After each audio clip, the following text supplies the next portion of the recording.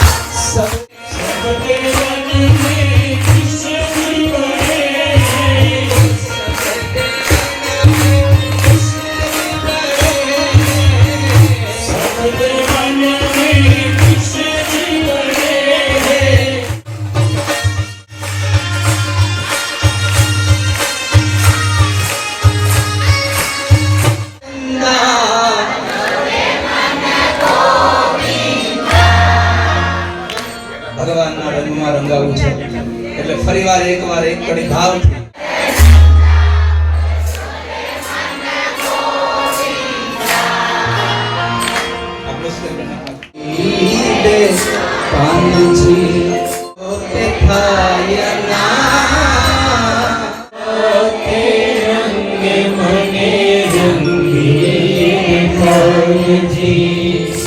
ઓછો કે ઓછો તે થાયગા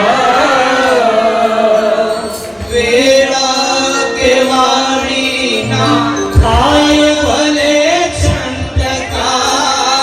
ન લાગ્યું હોત તો તમે રાતના 12 વાગે આવ્યા છે ના હોત અહીંયા સો બાજુ જવું છે અને એના પૂર્વે આજે ખૂબ આનંદનો દિવસ જન્માષ્ટમી છે અને એ જન્માષ્ટમીમાં આજે સૌથી મોટી પછી બાપુ ગિરીશભાઈ તબલા વગાડશે, તું મારી રે રમેશ, આ બધા મારે આપણી ભાષામાં ઓલું કહેવાય, શું કહેવાય,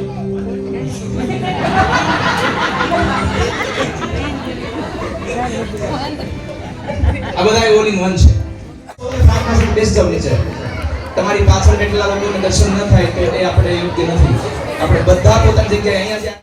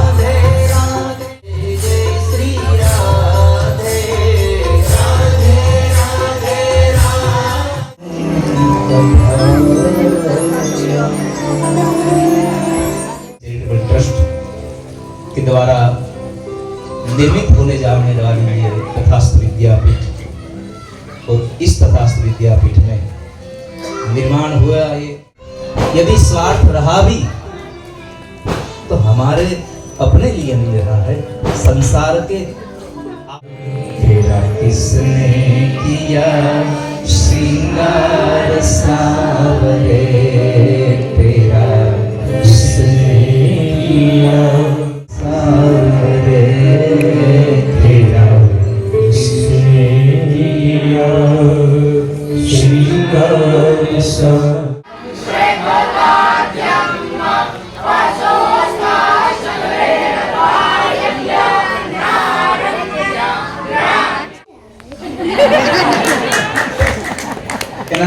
એના માતા પિતા ઘરેથી ફોન કરે, રવિવારે એને ફોન કરવાની બધાને 10 મિનિટ આપી હોય છોકરાઓને, એક પછી એકને વારો આપ્યો હોય બધાને, અને પરિવાર સાથે વાત કરાવીએ તો આ છોકરાઓને ઘરેથી પૂછે કે બાકી જે કઈ એને આશીર્વાદ દેવાના હતા એ તો બધા ઠાકોરજીની દયાથી ત્યાં ઘરે આવ્યા અને આશીર્વાદ ને બધું આપી દીધું. પણ અહીંયા પધારેલા મારા ધર્મ પ્રેમી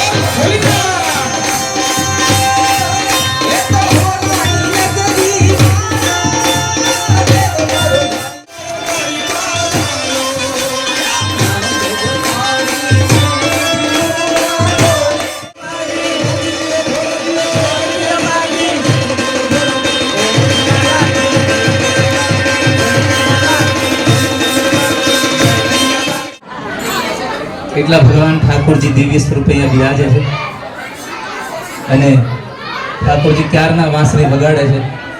એટલે એક પંક્તિ તમારા બધા માટે. ગોવિંદ રે લાલી લાલી રે